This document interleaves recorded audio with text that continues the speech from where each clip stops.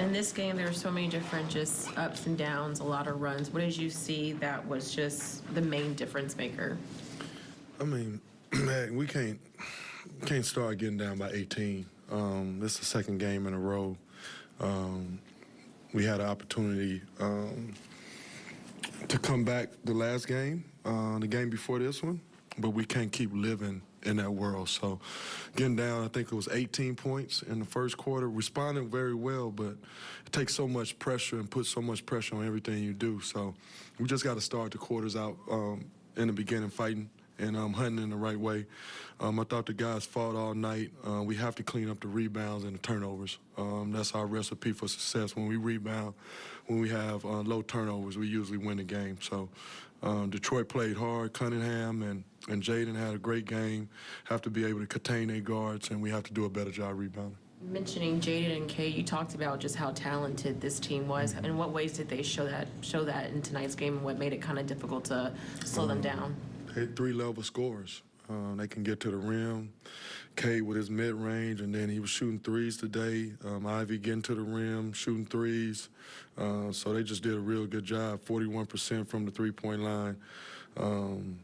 I believe 40% from the free throw line. Them guys just played very well, played off each other.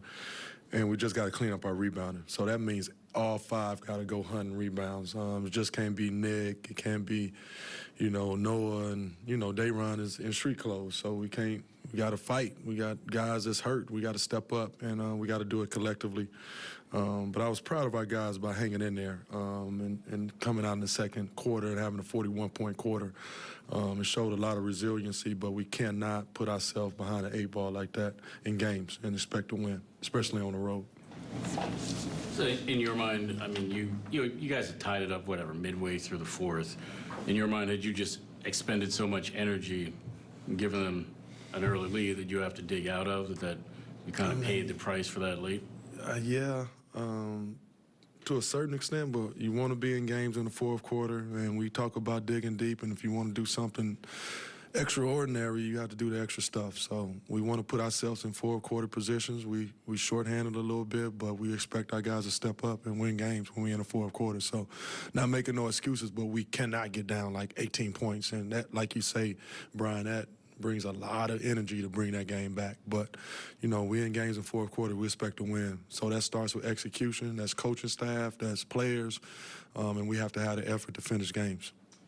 The way it appeared that you guys had trouble kind of guarding your yard on the perimeter, I mean, there's 60 some odd between them on the perimeter. Did that lead to a lot of those second chance points? I mean, because they're breaking things down, they're getting in the lane. Did that lead to the second chance points, or in your mind, was it something else that was leading to those second chance points? No, basketball. If you getting 2 feet in the paint every time the rim, we got to help, and then you got to be back down with the guards, and then you got Darren and Wiseman and Stewart. Those not small guys. So with our guards, so we just got to be better job of containing. I thought our zone really helped us get back in the game, and we just got to continue to explore that. But we got to guard our yard. We got to contain and dribble, and we pride ourselves on defense, and we have to be better in Charlotte.